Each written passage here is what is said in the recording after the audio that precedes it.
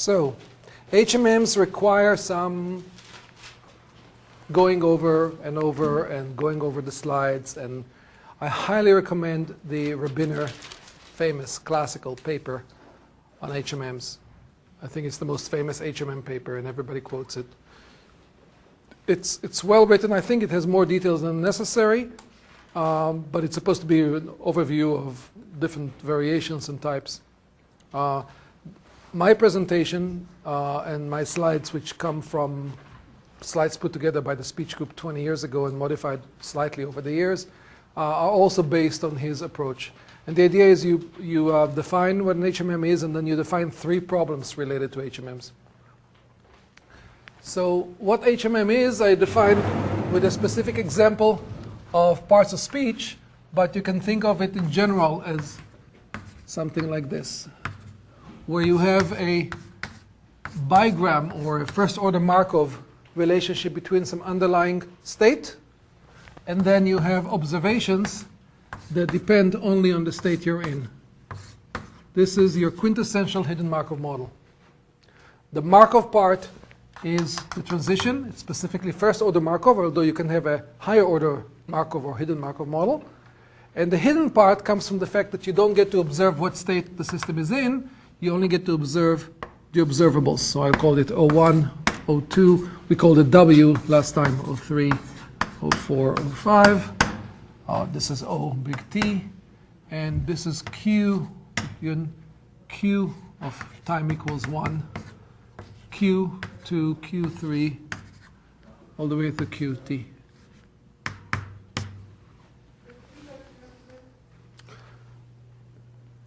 The entire set of parameters of the model is captured by 2 matrices, or 2 sets of parameters, the transition matrix and the emission matrix. The transition matrix is a matrix of Aij, which captures the probability of transitioning from state I to state j. So any row here must sum to 1. And the B is really a set of B1 through Bn, or B0 through Bn, depending on how you number your states. And it's a distribution over all possible observables. The observables can come from a finite set. In the case of the example we had of parts of speech, the part of speech determines the state, and then the observable comes from a set of words in the vocabulary. Or the observables can come from a continuous state. It could be a number or a point in high dimensional space. It could be anything. So it's some kind of a distribution. In our case, it was a multinomial distribution because we had a finite number of words. But it could really be anything. If it's a continuous space, it's a PDF rather than a probability function. So that's an HMM. And then the 3 problems that Rabiner formulates are the following. Problem number 1 is, given an HMM lambda bar. So I put 2 bars here to tell you this is a lot of parameters. 2 matrices of parameters. Given the model, that means you're given everything there is to know about the model, and you're given a set of observables, we call them O bar, which is O1 through OT. Last time we called them W. I'm transitioning you to O because that's what the language that the slides are in. So you're given the model, and you're given a set of observables. Your goal is to calculate the probability of the observables condition on the model. Don't worry about the fact that I put 1 bar, 2 bars. It doesn't matter. It's all the same. Just calculate the probability of some observables observed sequence based on the model. This is known as the evaluation problem. Evaluate the probability of some possible observed outcome. We actually started solving it last time. We solved it, but in a very inefficient way. by doing an explicit summation over an exponential number of paths. The number of all, we summed explicitly over all possible hidden sequences, right? I can rewrite it, but it's all in your notes anyway.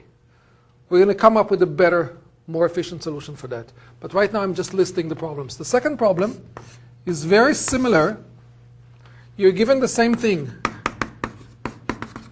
Given the lambda and the observed sequence O, find the most likely state sequence.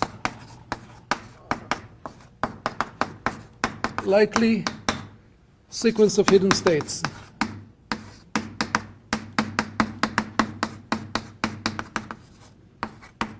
That corresponds to this observable.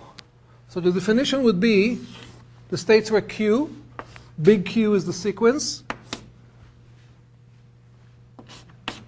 I'll call it, I won't call it, I'll call it ML, maybe.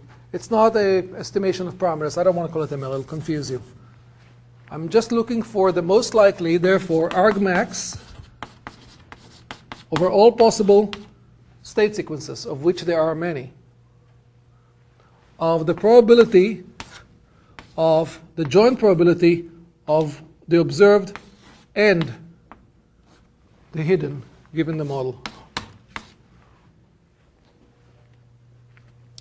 Now, because the observed is fixed, it's given to you, it could be here or it could be here. It's fixed, it's a constant.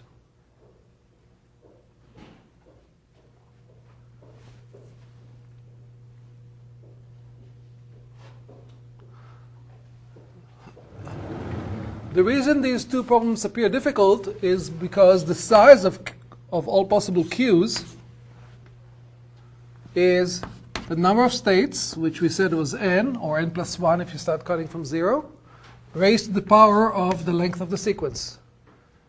How many possible hidden state sequences there are? There are n possibilities for the first position, n for the second, n for the third, all the way t positions. N to the power of t. That's typically a very large number because t could be in the thousands or even millions. Both of these problems can be solved explicitly by going over all these possibilities. In fact, they are kind of almost the same problem.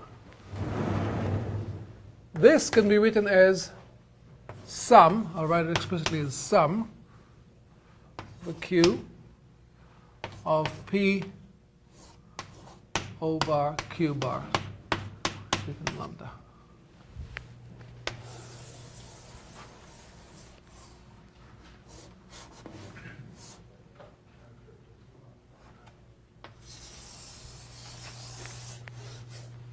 Why am I? No. Sorry. This sum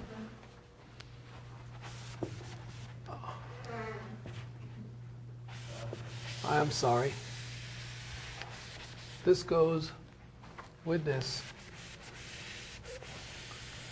Am I a mess? Shall I rewrite the whole thing? No? Okay, good.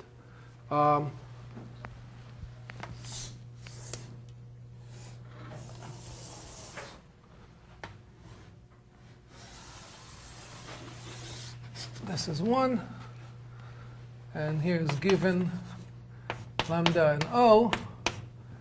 This is the second thing.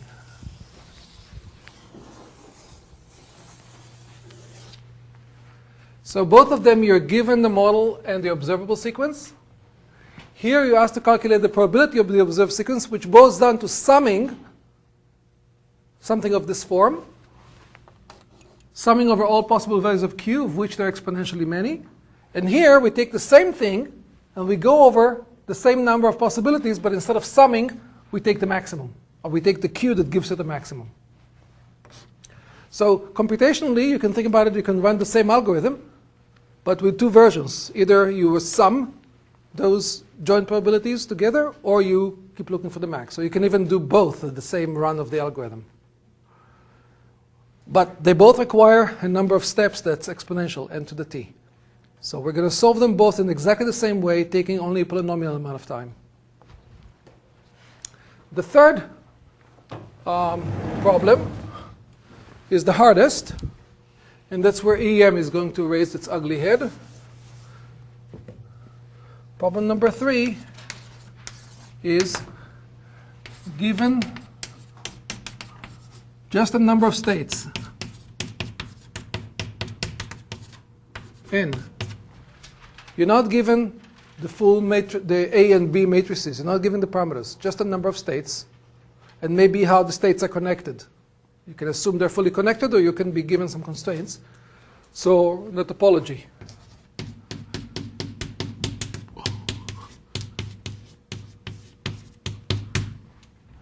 And given some observables, O, O1 through OT,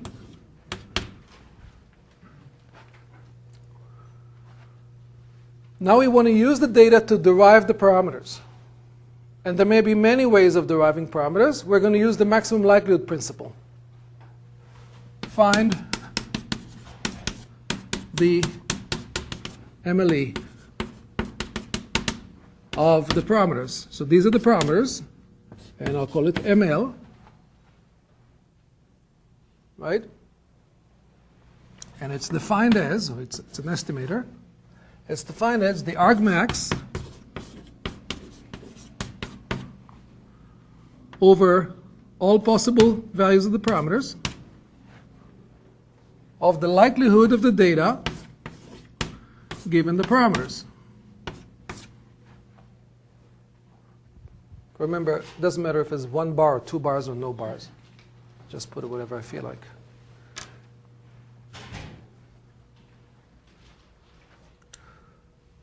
The maximum likelihood solution is not guaranteed to be right. It's not guaranteed to be the best solution either. But it is a reasonable way to go about deriving parameters. If you don't have enough data, you might want to smooth it later. But you might still want to find the maximum likelihood point. This is the maximum likelihood when you're maximizing together many, many parameters.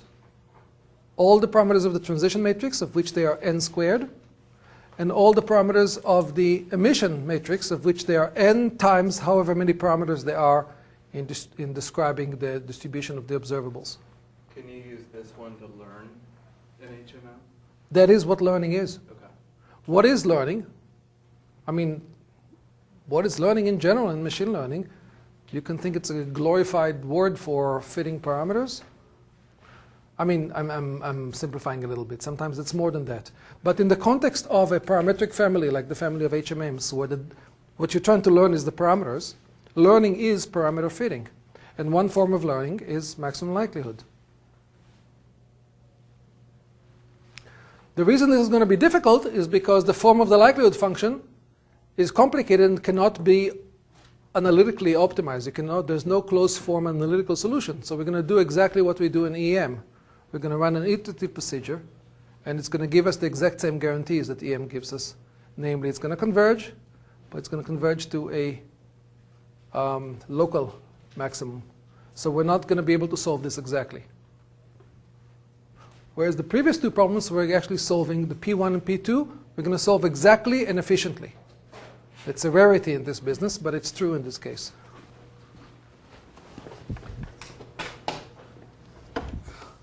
So let me start by solving problems P1 and P2. And we're going to use the solution as building blocks for solving P3. So problems P1 and P2, I'll start by solving P1, then change it minimally to solve P2. The way I'm going to solve P1 is by using dynamic programming. So the idea is we have to sum implicitly over an exponential number of paths. But the paths have a Markov property such that what happens later in the path does not depend on what happened earlier in the path, except through where we are now. This is the essence of the first order Markov assumption. So we're going to build a table called the forward table.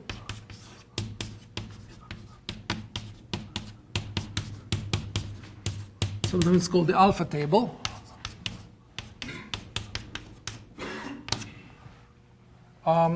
It's going to have as many rows as there are states.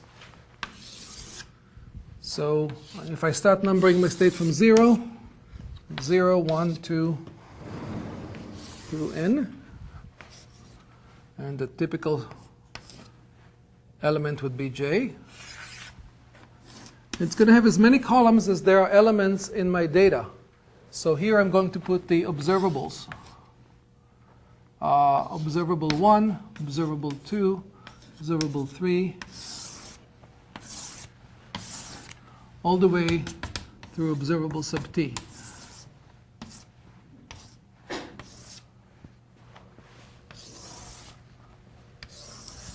I should probably show you the formula online. I didn't bring my computer. Does anybody have a laptop that I could use? I'm sorry? One of the TAs, do you have a laptop?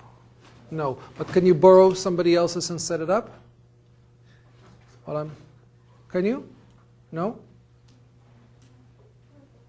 Just go to my website and bring up the slides. I didn't think I would need the slides, and I realize now that I should show you the formula. Otherwise, it'll take forever to write it down. Sorry. I can also run upstairs and get it if that's easier.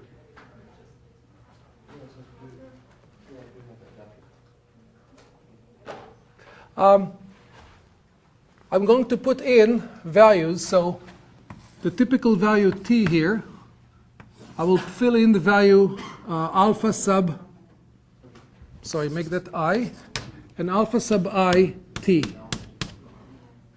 And the definition of alpha sub I t is going to be the partial probability, the probability of deriving, of the model deriving the first set of t observables and a time t being in state I. So it's going to be the probability of O1 through O little t. This is not big T, this is little t, this position here. And Q at time t being I, conditioned on the parameters of the model.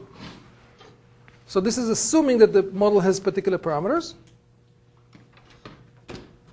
Sorry to cause so much trouble. Assuming that you know the value of the parameters. Now, why do I want to derive this?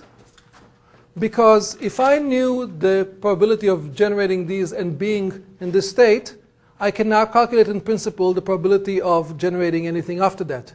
Because all I need to know is what state I'm in right now. That's the only thing that affects the probability of the future.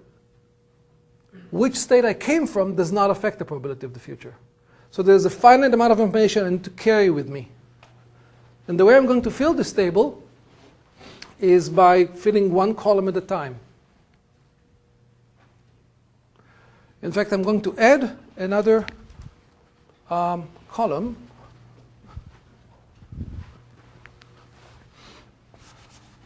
I'm going to add a column for t equals 0.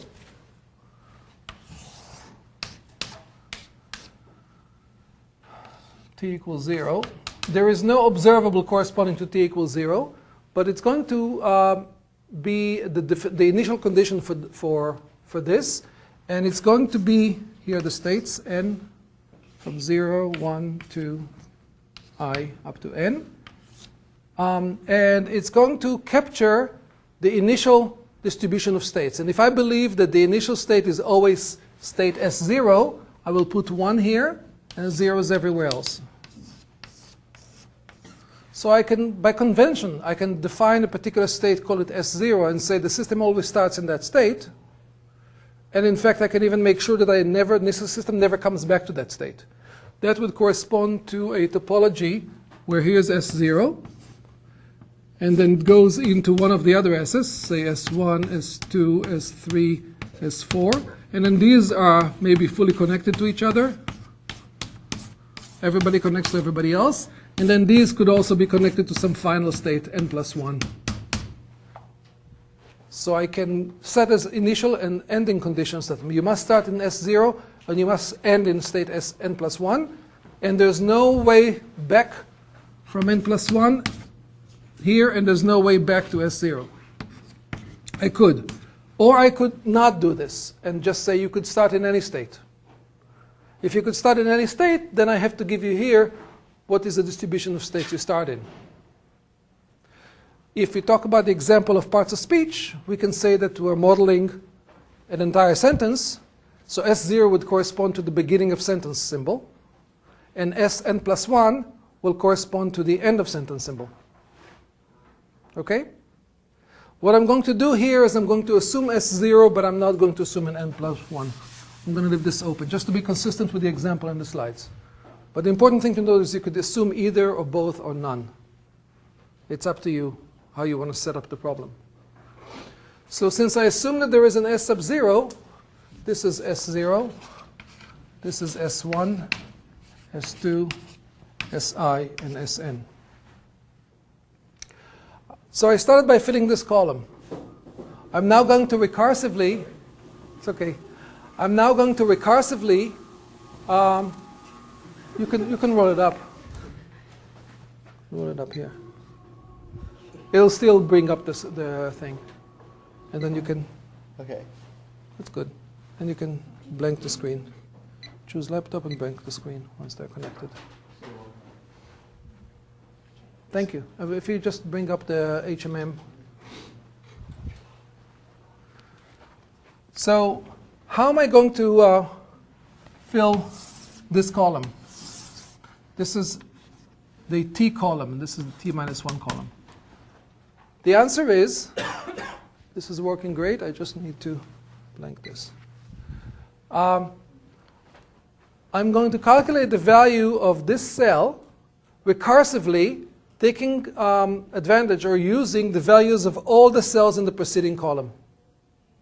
So the way I think about it is the probability of having produced all the symbols from O1 to OT and a time t being in state I means that if the system is here, it must have come from either here or here or here or here or here. It must have, at the previous time step, it was in one of the other one of the n states, right? Okay. Thank you. Oh, yeah, thank you very much. So let's derive it together. Alpha sub t, alpha sub I of t. I never remember which one they put in the subscript and which one they put in the thing, but let's say it's this one, is a sum of alpha sub j of t minus 1. J goes from 1 to n, or 0 to n. It's a sum of all the possibilities of having arrived from the previous time step being in any one of the states. In each one of them, I need to account for the transition from that state to the state I, so it will be ji. That's the transition event. And after arriving at state I need to account for having seen observable O sub t. So it'll be B I of t. So this is our recursive relationship. And I will fill one column at a time, going from left to right. And I will, the order in which I fill the columns is not important, because for any particular cell, I only use the elements in the columns before it.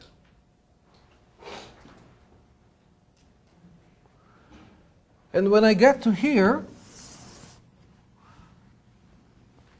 first of all, I'm guaranteed that, no, I'm not guaranteed that it will sum to 1 because I have O on this side. But by summing all of them, what I get here, what do you get when you sum alpha I of state t? I goes from 0 to n. This is big T. This is the sum over, by definition, the probability of seeing all the observable from O1 to O big T, and at time big T being in state I, condition on the value of the model.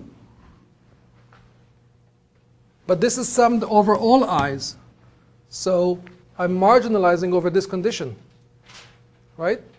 So I'm left with the probability of the entire set of observables given the model, which can be written as P of big O given the model, which is what I wanted. So after I fill this table, the sum of the final column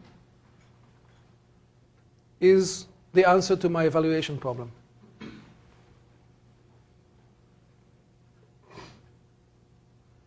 This is all the details, and all the indices are, in the slides.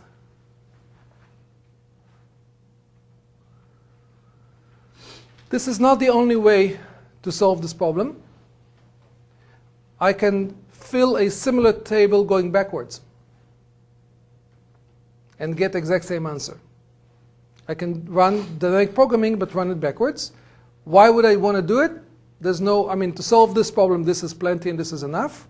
But I want to show you how to do it because we're going to use both the forward and the backward versions to derive a third quantity that's going to be useful later. So I want to show it to you anyway. Before that, let me count with you how many operations are used to do this. How many operations are involved in calculating one particular item, particular cell? Order n. One could argue that there are 2 multiplications here, so 2n, but it's order n, right? How many cells are there in the table? Order n times big T. So n times big T times n is n squared T. Order n squared T, not small, O, big O. So it is polynomial, not linear, polynomial in the number of states, and linear in the length of the sequence, which is pretty good because the number of states might be 10, 50, 100, 1,000, probably much less than that. In your homework assignment, it's going to be 2. The length of the sequence could be in the thousands or in the millions, or more than millions. Compare it to the simple-minded approach, the explicit summation. This is order n to the power of t. That's much more serious business. So using the dynamic programming approach is very meaningful. I should emphasize that this is not an approximation. It is an exact solution. We didn't make any approximations here. You'll get the same answer if you did it this way or that way. The only difference is this will take forever. Okay, let's do the backward version. Since the forward table is called the alpha table, naturally the backward table is called the beta table. Beta, also known as backward. And the definition of the beta of state I at time t, is the probability, and now is when I need to go to my screen. I'm afraid I'll make a mistake.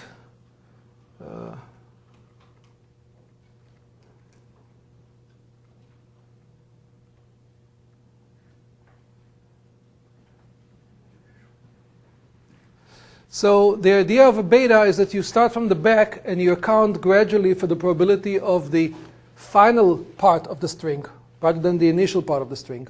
So here, alpha, we define it as accounting for the initial part of the string up to position t. The beta will account for the part of the string from position t plus 1 to the end. So beta time t would be p of o t plus 1, o t plus 2, all the way to o t, big T, and at time, no, not end, conditioned on at time t being in state I and the model. So we design beta, and you could do it in slightly different ways, but we deliberately do it this way so that alpha and beta work together. They're kind of designed to hand off to one another. Alpha accounts for everything from the beginning through symbol number t and a time t being at state I. Beta accounts for everything after state t, from state t plus 1 to the end, assuming that at time, sorry, that's not big T, that's small t, that at time t we're in state I.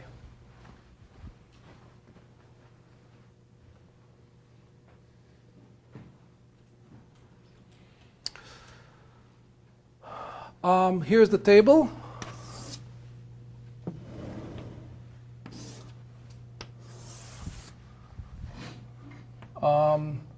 T equals 1, 2, t plus 1, all the way to t.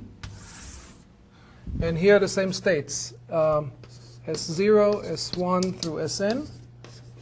But the way we're going to fill the table now is going backwards in time.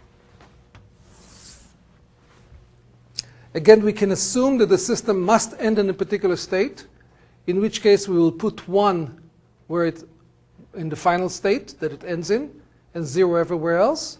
Or we can make some other assumption. In the backwards model, it doesn't make much sense to make a different assumption because you don't control where you end up. But let's say that we made the assumption that the final state is where you are. So it would be 1 here and 0 everywhere else. So that corresponds to beta I at time t, big T, is 1 for I equals n, if n is our final state, and 0 otherwise. That's the initial condition. And then the recursive formula, beta I at state t. So now we're going to fill this square. We're going to fill it recursively based on the values here. We're going to say accounting for everything up to here can be done by accounting for everything up to here and being in one of these states and then having gone from here to this state. So we're just reversing time. So the formula is sum over j of having transitioned from state I to state j, being in state j and emitting symbol OT plus 1, and from here on doing beta of t plus 1, beta t plus 1 j. I now realize that I chose the inverse indices. The slides put the index of the state in the parentheses and the index of the time at the subscript. I'm sorry. Don't pay attention to whether it's in parentheses or as a subscript. What's important is it's a function of two things. It's a function of the state you're in and the time point. The state you're in is here. The time point is here. So now we fill this column and then this column and then this column. And we get to here. We go to 0. And if we sum all the values here, it should give us the exact value of summing what we summed there. Now in the example I'm going to go over from the slides, they demanded that the initial state be S0 and the final state be S1. In which case, when you do the forward, you just look at the value here. And when you do the backward, you just look at the value here.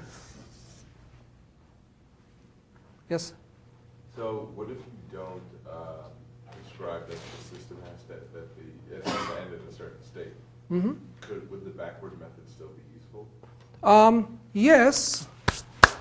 But then the question becomes, what is your initial condition there? What you can do is assume there's another big T plus 1 state, and that everybody transitions at that point to that big T plus 1. Work with that. The probabilities you will get for the transitioning into the T plus 1 are going to be very poorly estimated because it will have happened exactly once for each sequence. So what about then the other question if you don't know, but it's okay though if you don't know where the system has to start? and you do the forward, you make the. So there's the formal answer and the practical answer.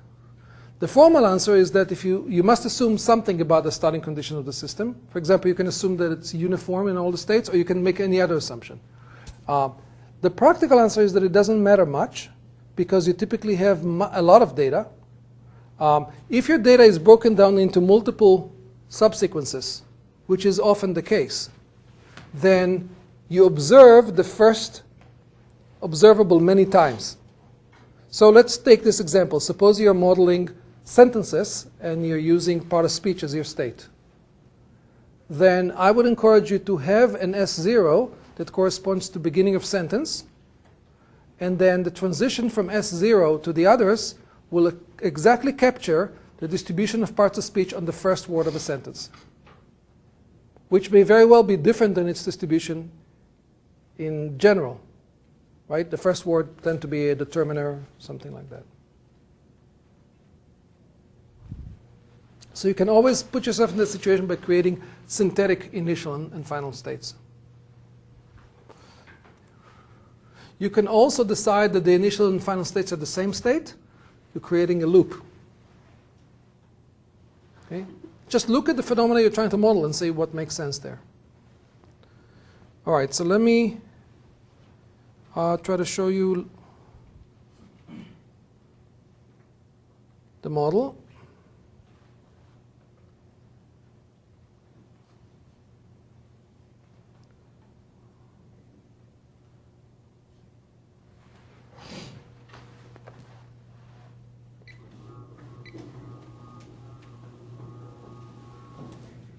This is the example. It's the smallest possible example you can imagine.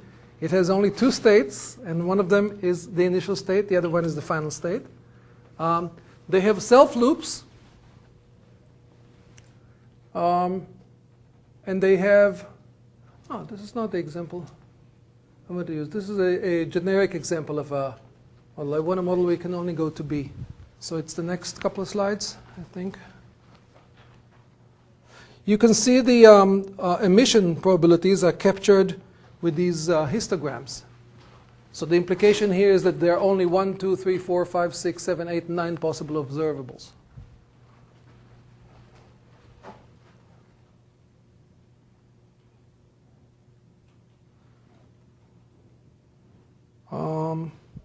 Is this from my, yeah, it is from my website. So why am I?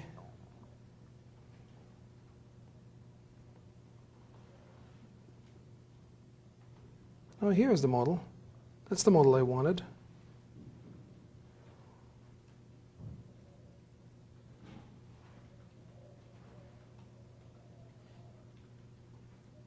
All right, let's use this model.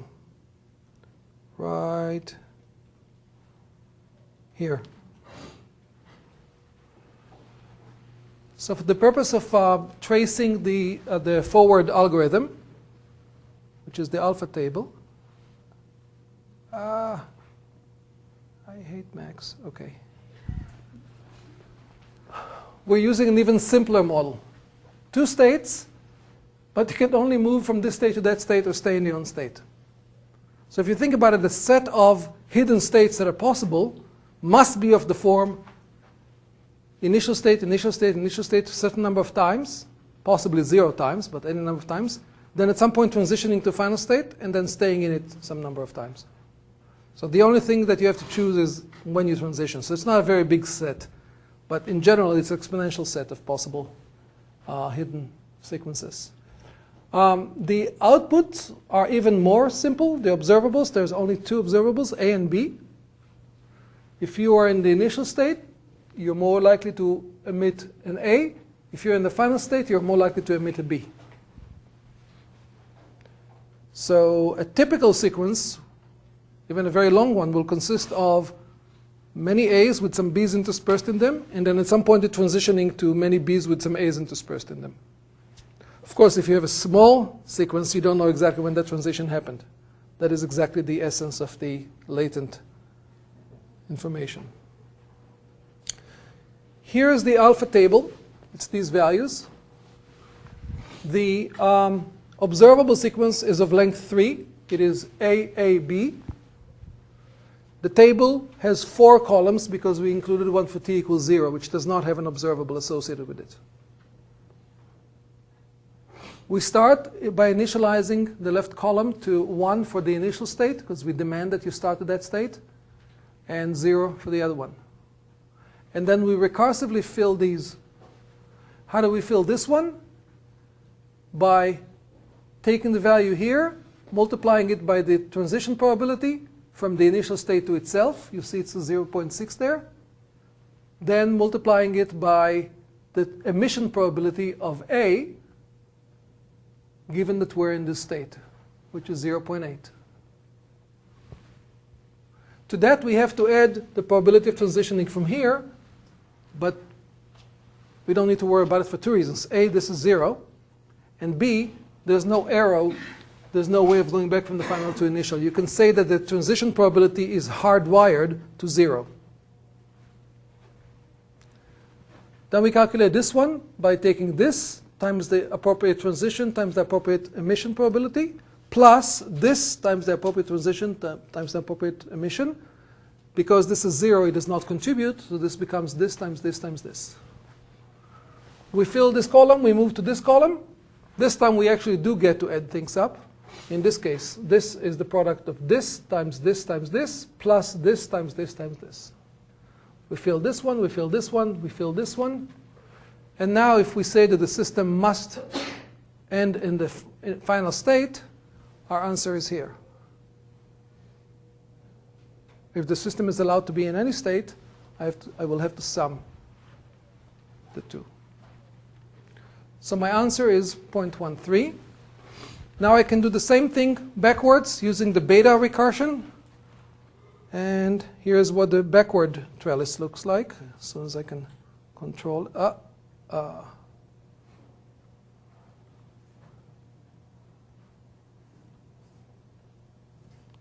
just don't know how to do that. Okay. Backward trellis, same topology, same parameter values, same transition, same emissions. This time I start with 1 here, work my way backwards using the beta recursive relationship, and then read the answer here. And lo and behold, it's the same answer.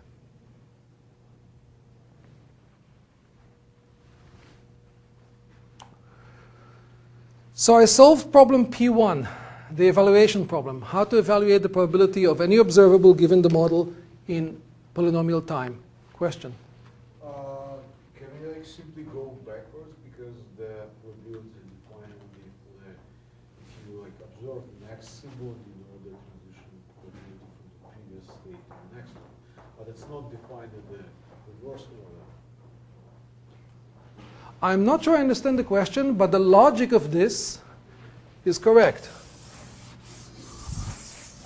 Based on the definition of this. This is the definition of the beta variable.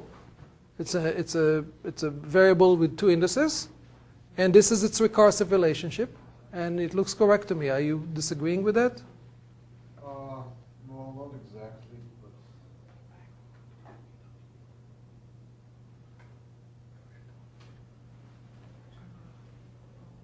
oh, that's okay.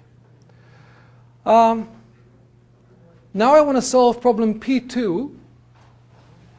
Remember that P2 is very similar to P1. It starts with the same givens, the model and the observables. But it is, you're asked to come up with the most likely state sequence in the sense of having the highest posterior. So you can do something very similar to the alpha calculation that we did here. Let me go back to the alpha.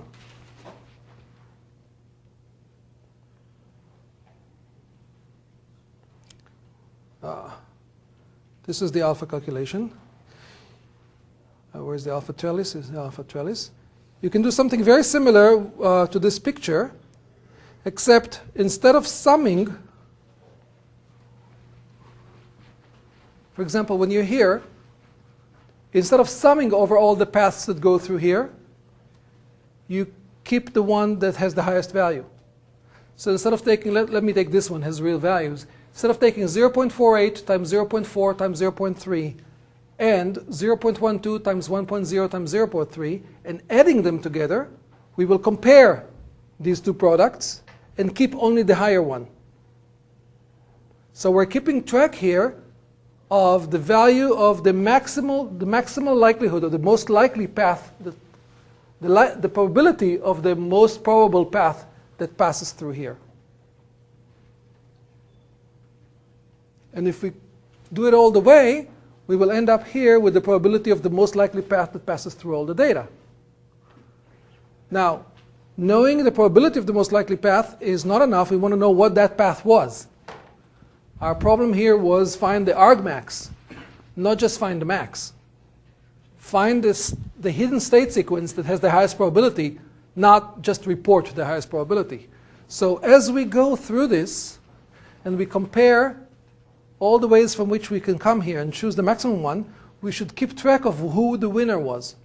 We should keep a back pointer that says this product was higher than this product. This is why we kept this product here rather than this product.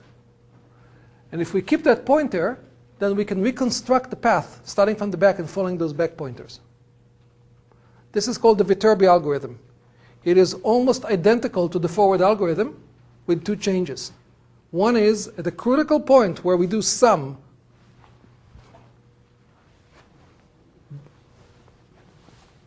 This sum,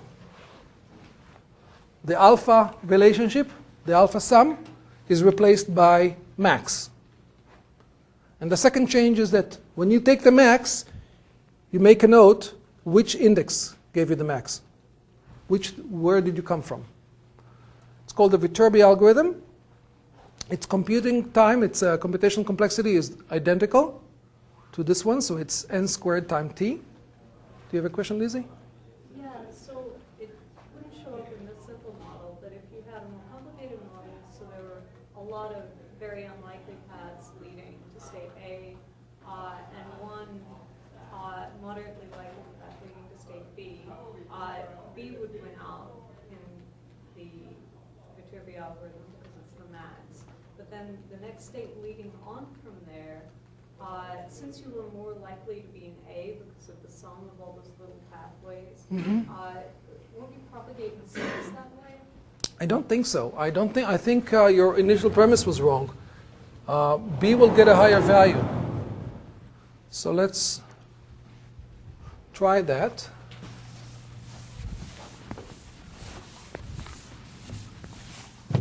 Here are the observables, O1 through O big T, and here's O small t. And you can literally trace paths here by, saying we went from here to here to here to here to here to here. And you're saying this is state A, and this is state B. And you're saying that state A has one particular path that has a pretty high probability, and lots of other paths that have very low probability.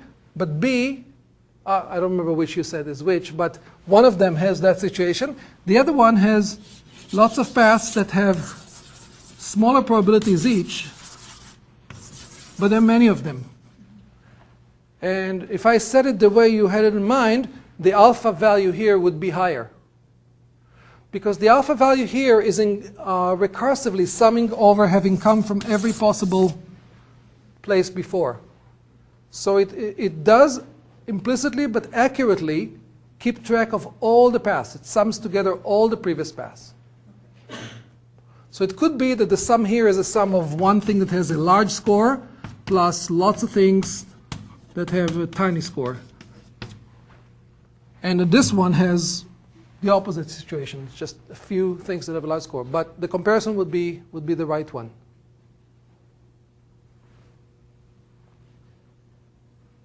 Questions so far? Yes? The three problems and their approximate solutions are specific to the first order Markov assumption, or can it be extended to further higher order? First, a correction. The first two problems, it's not approximate solution, it's exact solution. Okay. Only the third problem. And the third problem would not be an approximate solution, it's a heuristic solution. It finds a local maximum, which may not be the global maximum. But, back to your question. No, they can be easily generalized to higher order Markov models. So how would we solve the evaluation problem for a second order Markov model? A second order Markov model means that the transition to the next state depends on the state you're in now and the state you were in one time step before. So the state at times t plus 1 depends on the state at time t and the state at time t minus 1. So the transition matrix becomes a three-dimensional matrix. Because for every combination of state at time t minus 1 and state at time t, there is a whole distribution of where you're going to end up, right?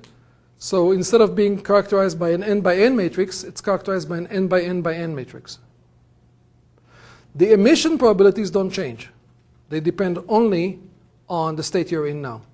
You can change that too, but typically second order Markov model assumes that the transition are second order, but the emission is based just on your current state. So how do I modify my alpha calculation? My alpha now will have a table. The width of the table would remain, excuse me, big T, corresponding to the number of observables I had. But the state I'm in, you have to keep track of the state in the current time and the state before that. So you effectively have n squared states. So the depth of the table would be n squared. Does that make sense? You have to keep track at any one point in time. So the alpha would be defined as alpha sub t of states I and j. This corresponds to the state you're in now, and j corresponds to the state you were in one time step before. And it will be defined as the probability of observing 1 through t, and at time t being in state I, and at time t minus 1 being in state j, condition on the model.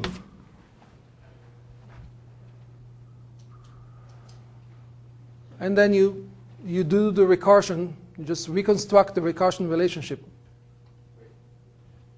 And you can do it for third order and fourth order, you can do it for any order, but of course the table grows and the computational complexity grows.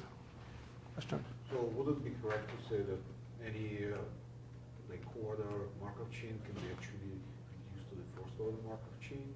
Yes, but with an exponential growth in the number of states. Absolutely.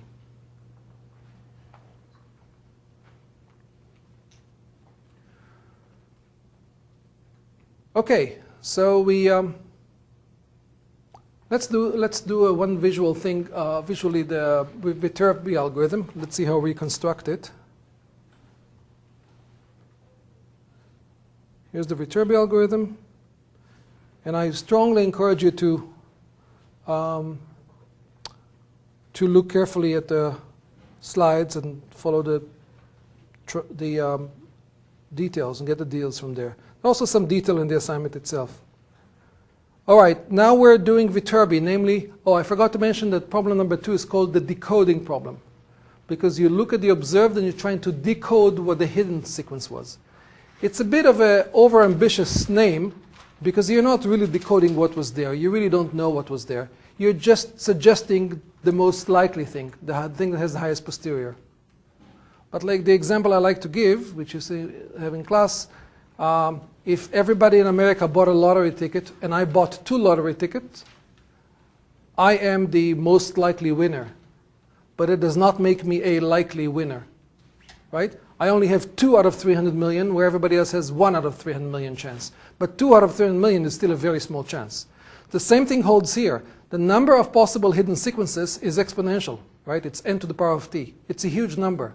What the decoding or Viterbi algorithm does is it gives you the one sequence that is the most likely, but it is not a likely sequence. The correct likely sequence is probably something else. Probably somebody else in America will win the lottery. Okay, so here is the same model and the same observables, and now I'm trying to decode to come up with a hidden state sequence. And I do it left to right, just like the forward algorithm. By the way, I can decode backwards too. And I start with the same values here, and I have the same values here, and nothing changed up to here, and nothing changed here either, because this is 0. So this is both the sum of this product plus this product, but also the maximum, because this is 0. But I still need to put a pointer here that says I got the maximum by coming from here rather than from here. So I put a little arrow this way. And then I keep going to here. And again, here there's nothing to report because there's only one choice. But here there are two choices, and this time the number is going to be different. This times this compared to this times this times this. And I don't remember which one is bigger. But whichever one is bigger, we put here, and then we put a pointer that says this one was the one who was bigger, or this one was the one who was bigger. And then we go to here and we do the same thing, compare these two and put a pointer. And when we're done, what we have here is the probability of the most likely sequence.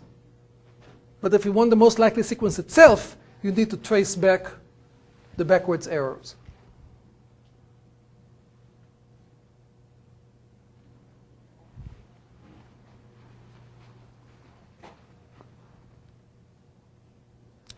Okay?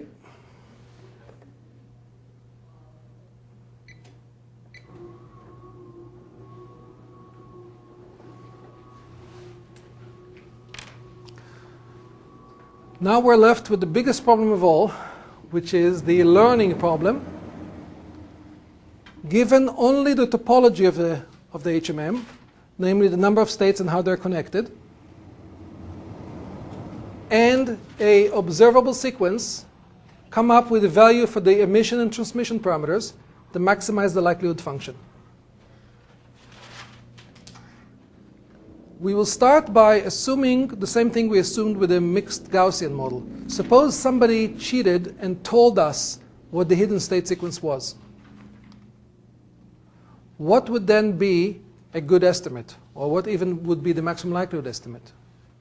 Question related to this? So it seems to me as though the learning problem is intimately connected with the fact of how you choose a topology of the states. Mm-hmm. Is there any way of selecting these in an...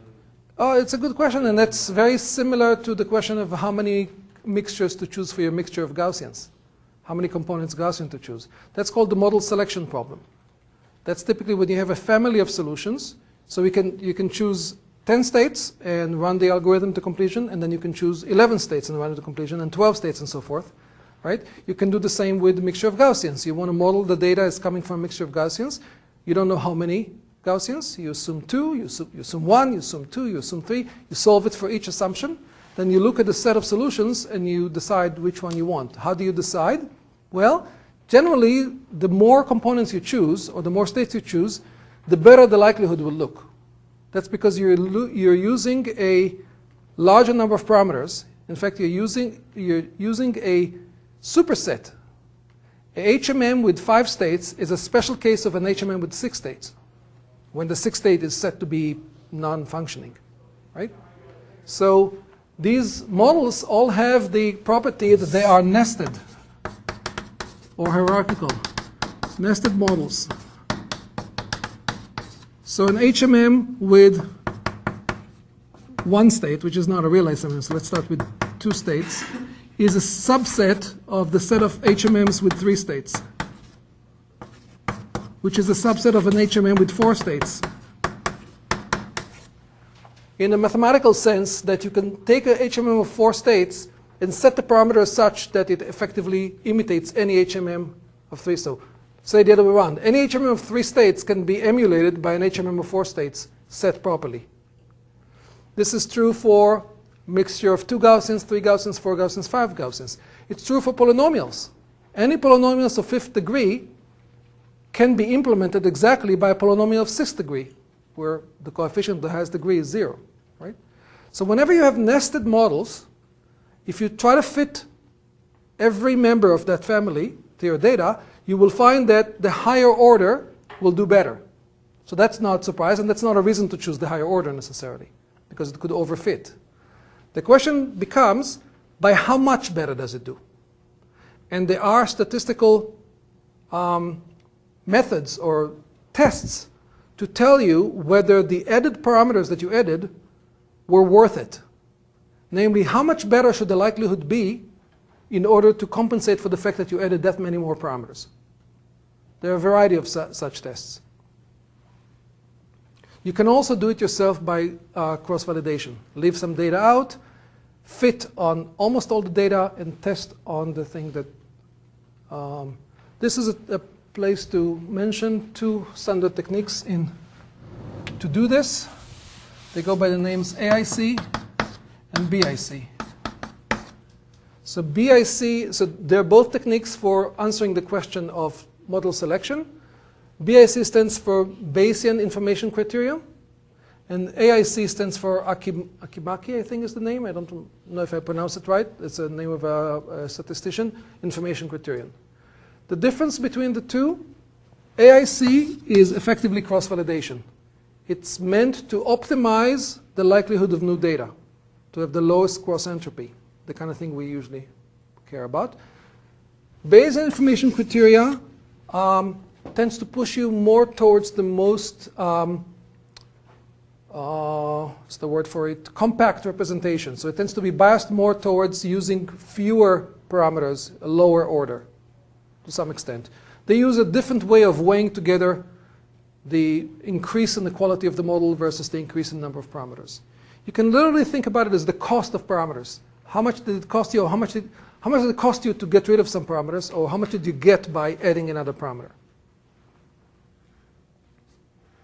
Okay, back to our learning problem. We're given n, the number of states, and we assume, let's assume for simplicity they are fully connected, and we're given O1 through OT. Now if we were given, we also had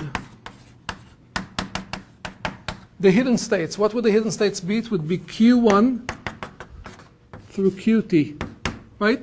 Remember, Q is the random variable that carries the hidden state information. Then what would be, suppose we were given that, so we were given the O sequence and the Q sequence. Can you guess what the maximum likelihood solution would be for the AIJs and the BIJs? AIJ, the estimate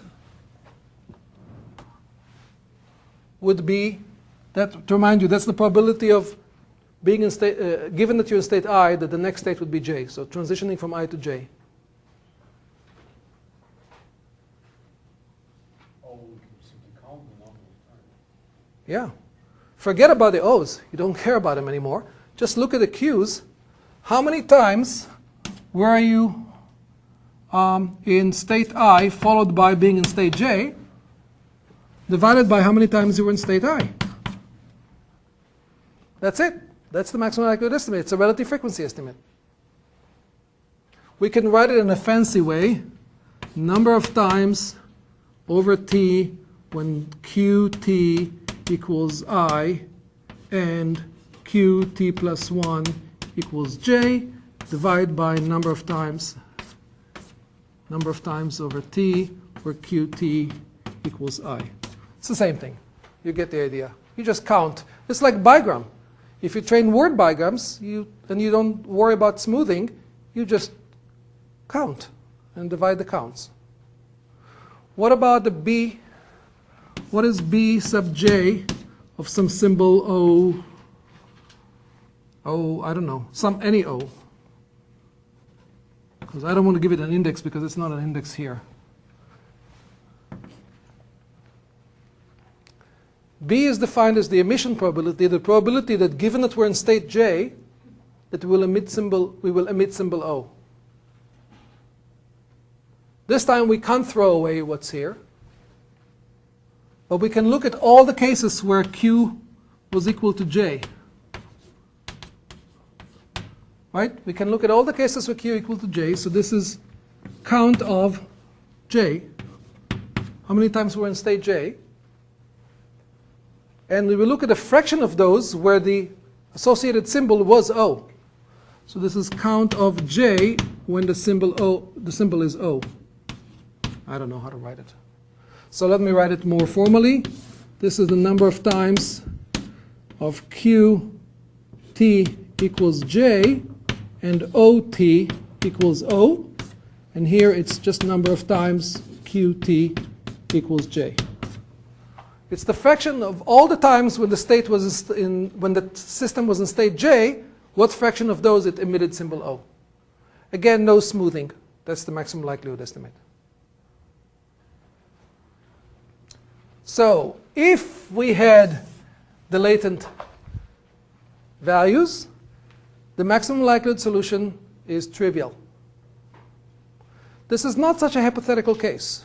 For example, if you train an HMM for parts of speech, you may very well want to start with a fully labeled corpus that somebody manually labeled the parts of speech. And then you have not only the O's, which are the words, but you have the Q's, which are the parts of speech. And then you set the A's to this, and the B's to that, and give, depending on whether you have lots of zeros or you have zeros at all, you may want to smooth it somewhat, and you're done. You have the HMM. And let me tell you, it's much better than the HMM you're going to get by running the training procedure I'm going to show you. So the simple method is actually going to win if you have, and in fact, it's probably worth your time and effort to invest in labeling the data. Just to give you an idea, if you have 100,000 words worth of labeled part of speech data, you'll do better than if you're going to run the fancy algorithm I'm going to show you on 10 million words of unlabeled data. Nothing beats labeled data. What you could do better by first training on the 100,000 words of labeled data, and then using that as your starting point, and then retraining on the full data. So you can actually do better by combining the labeled and unlabeled. But if you had to choose between labeled and unlabeled, typically the labeled win, even if it's only a small fraction of the amount of data you have unlabeled. All right, but now let's deal with the situation where we don't have the labeled data. But remember this formula. We can now define our z's. Remember our z's from the EM algorithm? Can you guess what the z's are going to be? Remember there's a zij? So the indices are a little different. It's going to be a zti. zti. So the t is the index of our data points. If you remember the example of the mixture of Gaussians, that's what we call the I. xi goes from 1 to n. It's a different data points, but here the data points are labeled by t, O1 through O big T. zti is 1 or 0. It's 1 if the system at time t is in state I, and 0 otherwise.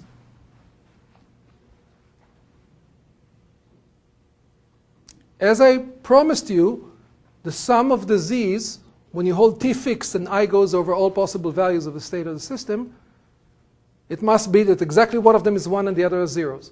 They sum to 1.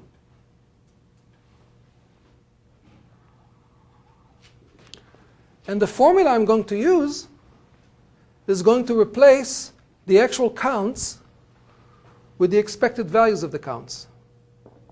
Namely, the expected values of the z's, or the probability that the z is 1. Remember that z's, because they are binary random variables with values 0 and 1, their expected value is equal to the probability of being 1. So this formula is going to become expected value. This is the transition. So we have to define another set of... Right. So I need another set of variables, which I call zeta, or eta. I'll call it squiggly, because I don't know how to write Greek letters beyond alpha, beta, gamma. And it has indices t, I, and j. And ti and j has the value of 1 or 0, and it's 1 if and only if qt is I and q of t plus 1 is j. And it's 0 otherwise.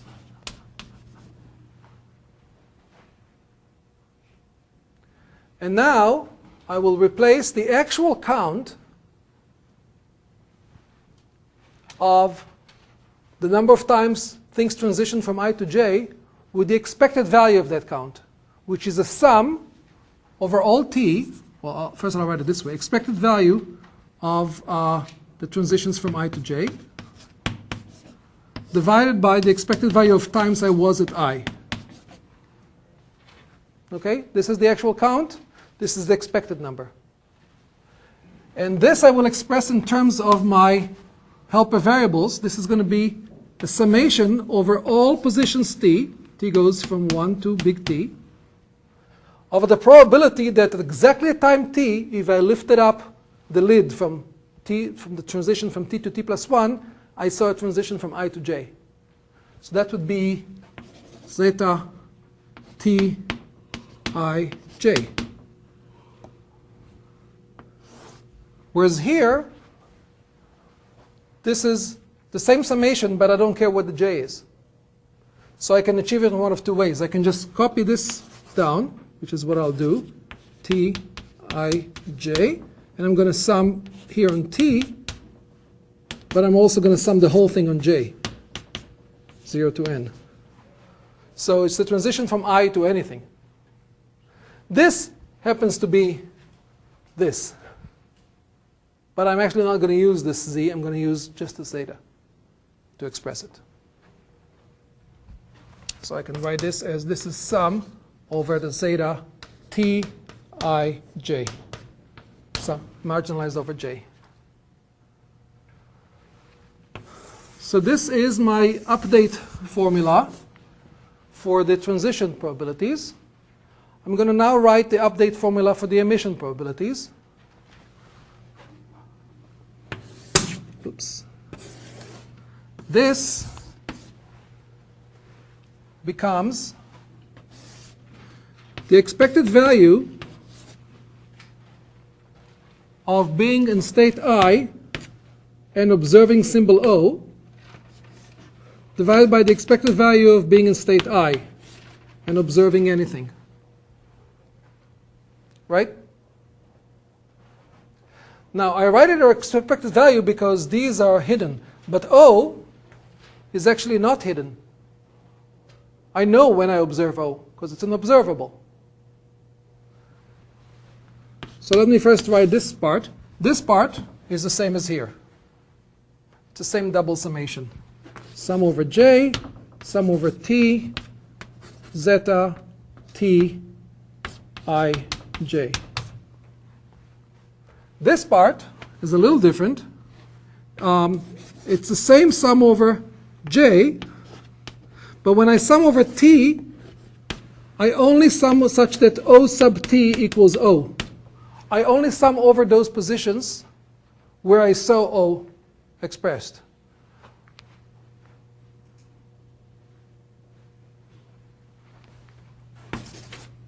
T I j.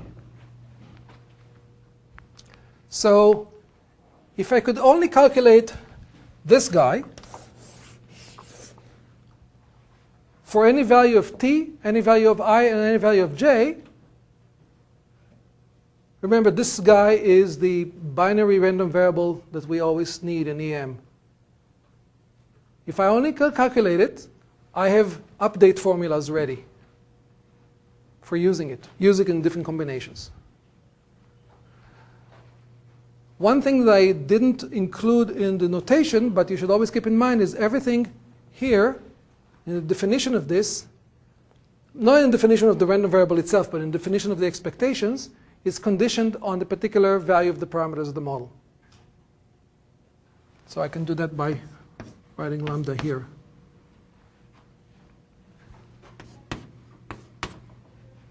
So now the full algorithm becomes clear. We start with some arbitrary values of the A and B matrices. We use them to calculate these zeta variables, which are expectations. To calculate the expectation of the zeta variables. Well, I defined, no, I'm being a little, The only thing missing yeah. is how do you find this? No, that comes later. But I was a little sloppy in, is zeta the random variable or the expectation of the random variable? So we define here zeta as the random variable. It has either 0 or 1. And therefore I don't know it. So what I need to do is say the expectation of random variable in everything. But the slides use zeta as the expectation. So let me use the slide notation. So I don't know, call this something else. Call this Joe. And then zeta t I j is the expectation of Joe t ij. Just to be consistent with the with notation in the slides. But basically, there's the event that we defined. It's a hidden event. We never know what it really is. But we can calculate its expectation under different assumption of parameter values.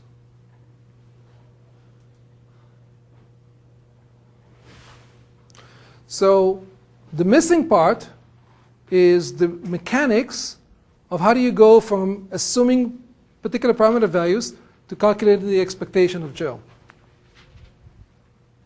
And we do that, we ran out of time, but we do it using the alpha and beta tables. It's not hard, it's in the slides. I'll go over it on Monday, but you can also see it in the slides. It's you can see a very clear picture there of how you use alphas and betas. First you build the alpha table and build the beta table, and then you use both of them to derive the zeta table.